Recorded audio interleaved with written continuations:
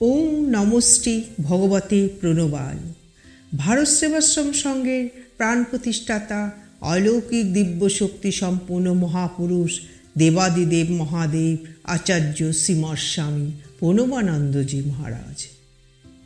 আচার্যদেবের শেষ জীবনে হিন্দু সংগঠনের চিন্তা, এই কথাগুলি বলছেন স্বামী প্রেমানন্দজি মহারাজ, তারই আশ্রিত সন্তান। আচার্যদেবের স্থূল শরীর ত্যাগে প্রায় 1 মাস পূর্বেকার কথা। আচার্যদেবের নির্দেশ অনুযায়ী আমি পাবনা জেলায় পাকশি ও সিরাজগঞ্জ লাইনে চাটমোহর থানায় বিভিন্ন পল্লীতে প্রচার ও মিলন মন্দির গঠন কাজে রত ছিলাম। হঠাৎ মনটা কেঁদে উঠল আচার্যদেবের শ্রীমূর্তি দর্শনের জন্য। পাকশি থেকে ফোন করলাম, শুনলাম আচার্যদেবের শরীর বিশেষ ভালো নেই। আর দেরি না করে কলকাতায় রওনা হয়ে গেলাম। সঙ্গে করে নিয়ে গেলাম একটা গাঁদা ফুলের মালা। কলকাতার প্রধান কার্যালয়ে গিয়ে দেখি এইমাত্র আচার্যদেব বাইরে থেকে এলেন এবং খুবই তাকে ব্যস্ত দেখলাম। শ্রী শ্রী আচার্যদেব বিশ্রাম মন্দিরে রয়েছেন, সঙ্গে পূজ্য স্বামী বিজ্ঞানানন্দজি মহারাজ, স্বামী বেদানন্দজি মহারাজ ও আরও অনেক স্বামীজি রয়েছেন। আচার্যদেব পূজ্য বেদানন্দজির সঙ্গে কথা বলছেন।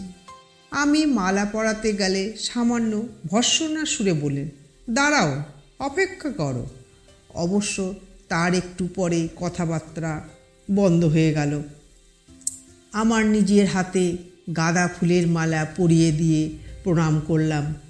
তিনি খুশি হয়ে মাথায় হাত দিয়ে আশীর্বাদ করলেন এবং পাবনার পল্লী অঞ্চলে প্রচার ও মিলন মন্দির গঠনে কতদূর কী হয়েছে তার খোঁজ খবর নিতে লাগলেন। খাওয়া দাওয়ার পর আচার্যদেব আগে একটু বিশ্রাম নিতেন। এখন প্রায় দুপুরে সন্ন্যাসীদের ডেকে হিন্দু সংগঠনের কথা বুঝিয়ে দিতেন ও সকলের খাতায় সঙ্গের বাণী উপদেশ লিখিয়া দিতেন। আমি সেই সময় উপস্থিত থেকে আচার্যদেবের শ্রীমুখনিসৃত বাণী শুনতাম। সবসময় লক্ষ্য করেছি বাঙালি হিন্দুর মান মর্যাদা কীভাবে রক্ষা হয় এবং উদাসীন উপেক্ষিত অনুন্নত শতধারা বিচ্ছিন্ন হিন্দু সমাজকে কিভাবে সংগঠিত করা যায়, সমাজের মহাপাপ অস্পৃশ্যতা কিভাবে দূর হয়। আচার্যদেব সবসময় সেই চিন্তা ভাবনাই করতেন ও সমস্যা সমাধানের পথও বলে দিতেন। তিনি নিজে বাংলার পল্লীতে পল্লীতে প্রচার ও সংগঠনের কাজও করতেন। মহানগরী কলকাতার বুকে শ্রেষ্ঠ ব্যক্তিদের নিয়েও তিনি হিন্দু সংগঠনের আন্দোলন চালিয়েছিলেন। আচার্যদেবের তখন নিঃশ্বাস ফেলার সময় ছিল না। খাওয়া দাওয়া তো দূরের কথা, কলকাতা শহরের বিভিন্ন পাড়ায় আমাদের প্রচারে পাঠিয়ে দিতেন এবং মাঝে মাঝে তিনি পরিভ্রমণ করে আমাদের কাজে উদ্দীপনা জাগাতেন। তখন তার মুখে অন্য কোনো কথা নাই, কেবল হিন্দু সংগঠনের বাণী উদ্গীত হইত। বাঙালি হিন্দুর আত্মরক্ষার জন্য পল্লীতে পল্লীতে শহরে শহরে দিক দিগন্তে সর্বত্র মিলন মন্দির ও রক্ষী দল গঠন করা চাই, এই প্রতিজ্ঞায় সকলকে উদ্বুদ্ধ করতেন। আচার্যদেব বলতেন, হিন্দুর বিদ্যা আছে, বুদ্ধি আছে, অর্থ আছে, ব্যক্তিগত শক্তি সামর্থ্য যথেষ্ট আছে, কিন্তু নাই কোনো সংহতি শক্তি। এই সংহতি শক্তি জাগাইয়া দিলে হিন্দু জাতি অজেয় হইয়া দাঁড়াইবে। তাই আমাদেরকে কাছে ডেকে নিয়ে বুঝাতেন এবং আরও বলতেন, বাংলার প্রতিটি থানায় গ্রামে শহরে সর্বত্র মিলন মন্দির গঠন করে হিন্দু জাতিকে শক্তিশালী করে গড়ে তুলতে হবে। এই ছিল আচার্যদেবের হিন্দু সংগঠন ও হিন্দু মিলন মন্দির গঠনের পরিকল্পনা।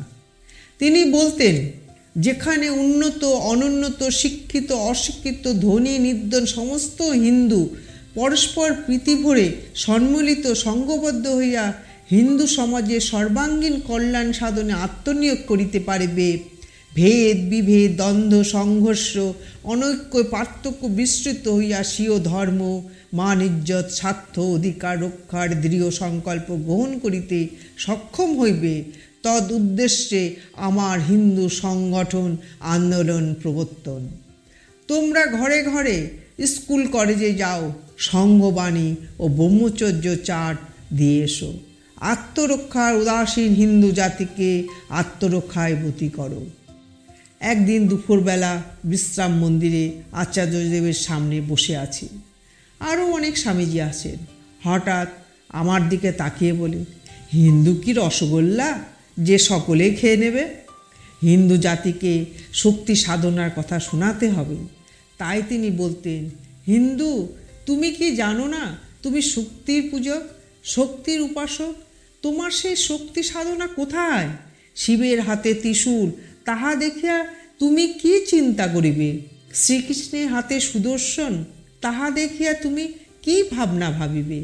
কালীর হাতে রক্তাক্ত খড়গ, দুর্গার হাতে দশপ্রহরণ, তাহা দেখিয়া তুমি কি শিক্ষা লাভ করিবে? এই মহাশক্তি সাধনা করিয়া মানুষ কি কখনো দুর্বল হতে পারে? একবার ধীর স্থির হইয়া চিন্তা করো। আমাকে একদিন ডেকে পল্লী অঞ্চলে মিলন মন্দির গঠন করার জন্য পাঠাচ্ছেন। ভক্তিভাবে প্রণাম করতেই তিনি মাথায় হাত দিয়ে আশীর্বাদ ও শক্তি সঞ্চার করলেন। শেষকালে যাবার সময় বললেন, মিলন মন্দির গঠনের সঙ্গে যদি রক্ষী দল গঠিত না হয়, সে মিলন মন্দির আমি চাই না।